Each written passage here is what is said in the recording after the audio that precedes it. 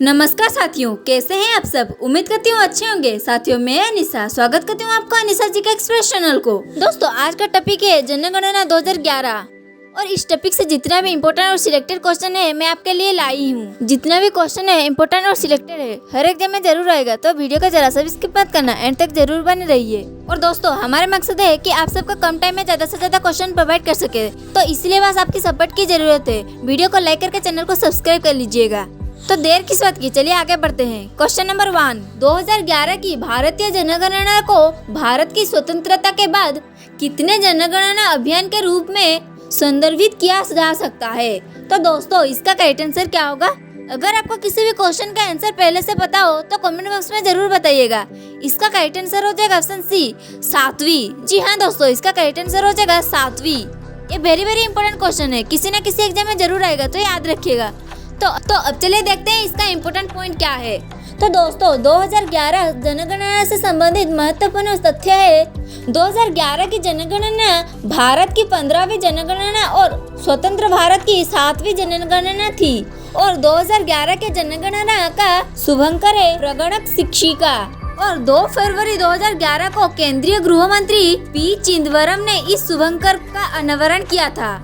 तो दोस्तों ये वेरी इंपॉर्टेंट पॉइंट था, याद रखिएगा, किसी न किसी एग्जाम में जरूर आएगा। तो अब चलिए बढ़ते हैं नेक्स्ट क्वेश्चन की ओर। क्वेश्चन नंबर 2, भारत में जनगणना संगठन के लिए सर्वोच्च पद कौन सा है। तो दोस्तों इसका करेक्ट आंसर क्या होगा। इसका करेक्ट आंसर हो जाएगा ऑप्शन डी, भारत के रजिस्ट्रार जनरल एवं जनगणना आयुक्त। जी हाँ दोस्तों, इसका करेक्ट आंसर हो जाएगा भारत के रजिस्ट्रार जनरल एवं जनगणना आयुक्त। ये वेरी इंपॉर्टेंट क्वेश्चन है, किसी न किसी एग्जाम में जरूर आएगा, तो याद रखिएगा। तो अब चलिए बढ़ते हैं नेक्स्ट क्वेश्चन की ओर। क्वेश्चन नंबर 3, 2011 की जनगणना अनुसार भारत में निम्न में से किस राज्य की प्रजनन दर सबसे अधिक है। तो दोस्तों इसका करेक्ट आंसर क्या होगा। इसका करेक्ट आंसर हो जाएगा ऑप्शन ए, बिहार। जी हाँ दोस्तों, 2011 की जनगणना अनुसार भारत के बिहार राज्य की प्रजनन दर सबसे अधिक है। तो अब चलिए देखते हैं इसका इम्पोर्टेंट पॉइंट क्या है। तो दोस्तों बिहार की कुल प्रजनन दर है 3.4 और जनसंख्या 104,099,452 की आजादी के साथ बिहार भारत की तीसरा सबसे अधिक आबादी वाला राज्य है। तो दोस्तों अब चलिए बढ़ते हैं नेक्स्ट क्वेश्चन की ओर। क्वेश्चन नंबर 4, 2011 की जनगणना के अनुसार इनमें से कौन सी भारत की समग्र साक्षरता दर है। तो दोस्तों इसका करेक्ट आंसर क्या होगा। इसका करेक्ट आंसर हो जाएगा ऑप्शन सी, 74.04%। जी हाँ दोस्तों, इसका करेक्ट आंसर हो जाएगा 74.04%। तो अब चलिए बढ़ते हैं नेक्स्ट क्वेश्चन की ओर। क्वेश्चन नंबर 5, 2021 की जनगणना कितनी भाषाओं में होगी। तो दोस्तों इसका करेक्ट आंसर क्या होगा। इसका करेक्ट आंसर हो जाएगा ऑप्शन ए, 16। जी हाँ दोस्तों, 2021 की जनगणना 16 भाषाओं में होगी। ये वेरी इंपॉर्टेंट क्वेश्चन है, याद रखिएगा। तो अब चलिए देखते हैं इसका इम्पोर्टेंट पॉइंट क्या है। तो दोस्तों 2021 जनगणना से संबंधित महत्वपूर्ण तथ्य है। दोस्तों 2021 की 16वीं जनगणना के जनगणना आयुक्त श्री विवेक जोशी है और इसका आदर्श वाक्य जन भागीदारी से जन कल्याण। और 2021 की जनगणना भारत की पहली डिजिटल जनगणना होगी और यह देश की 16वीं और स्वतंत्र भारत की 8वीं जनगणना होगी। तो दोस्तों ये वेरी इंपॉर्टेंट पॉइंट था, याद रखिएगा। तो अब चलिए बढ़ते हैं नेक्स्ट क्वेश्चन की ओर। क्वेश्चन नंबर 6, तो दोस्तों 2011 की जनगणना के अनुसार भारत में निम्न में से सबसे कम आबादी वाला राज्य कौन सा है। तो इसका करेक्ट आंसर क्या होगा दोस्तों। इसका करेक्ट आंसर हो जाएगा ऑप्शन सी, सिक्किम। जी हाँ दोस्तों, 2011 की जनगणना के अनुसार भारत में सिक्किम सबसे कम आबादी वाला राज्य है।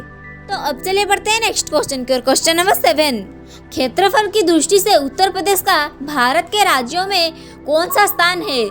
तो इसका करेक्ट आंसर क्या होगा दोस्तों।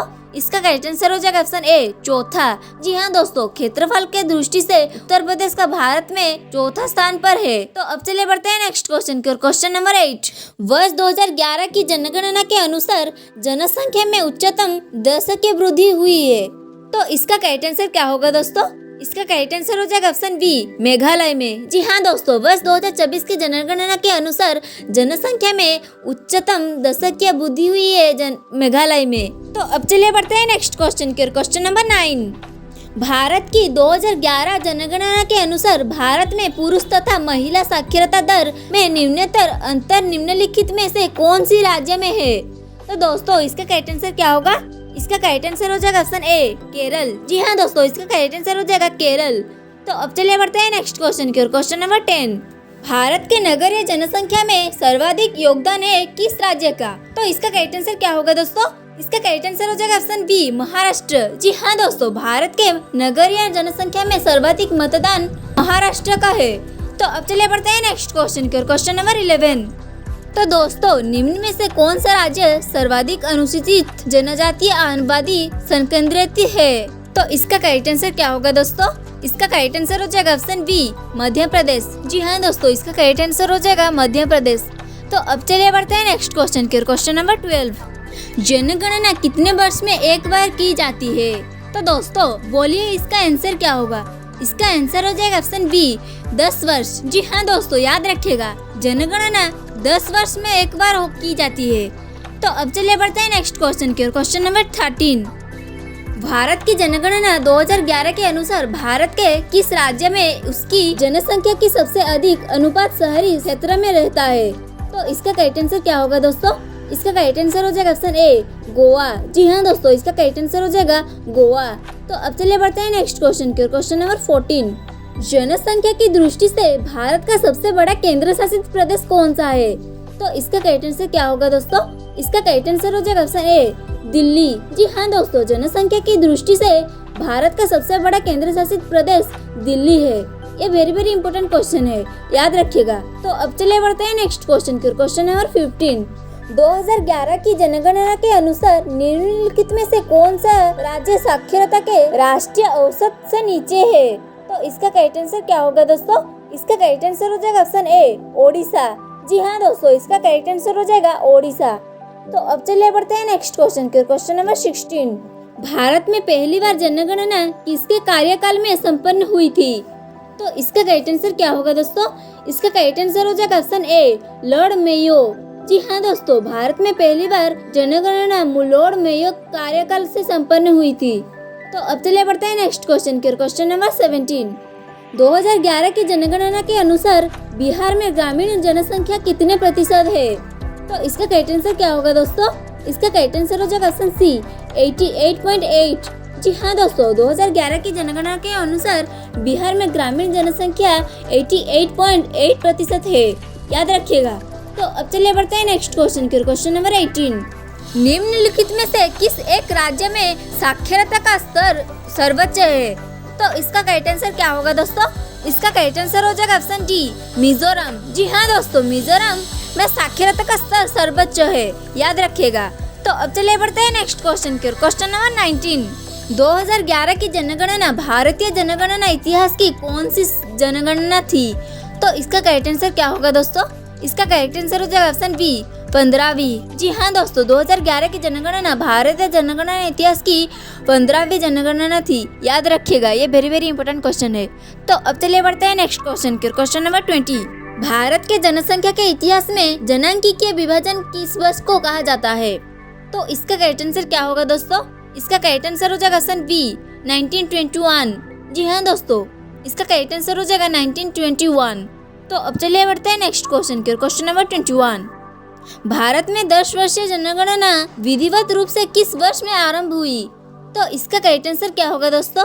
इसका करेक्ट आंसर हो जाएगा ऑप्शन सी 1881। जी हाँ दोस्तों, भारत में 10 वर्षीय जनगणना विधिवत रूप से 1881 वर्ष में आरंभ हुई है।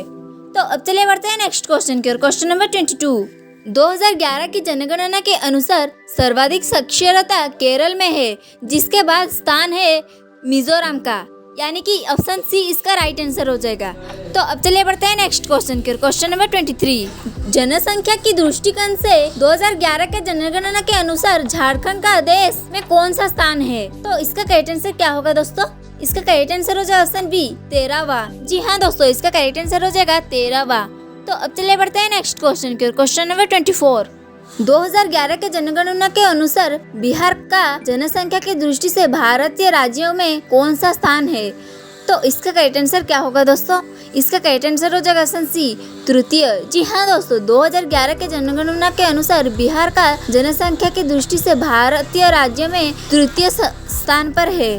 तो अब चलिए बढ़ते हैं नेक्स्ट क्वेश्चन की ओर। क्वेश्चन नंबर 25, भारत में सबसे अधिक जनसंख्या वाला शहर कौन सा है? तो दोस्तों इसका करेक्ट आंसर क्या होगा? इसका करेक्ट आंसर हो जाएगा ऑप्शन डी, बृहत्तर मुंबई नगर समूह। जी हाँ दोस्तों, भारत में सबसे अधिक जनसंख्या वाला शहर बृहत्तर मुंबई नगर समूह है। दोस्तों आज का वीडियो कैसा लगा कमेंट करके जरूर बताइएगा। और आज का जितना भी क्वेश्चन था सारे के सारे इम्पोर्टेंट और सिलेक्टेड था, हर एग्जाम में जरूर आएगा, तो याद रखिएगा। और गवर्नमेंट जॉब के लिए ऐसे ही इंपॉर्टेंट और सिलेक्टेड क्वेश्चन पाने के लिए वीडियो को लाइक करके चैनल को सब्सक्राइब कर लीजिएगा। रहता हूँ। जय हिंद, वंदे मातरम।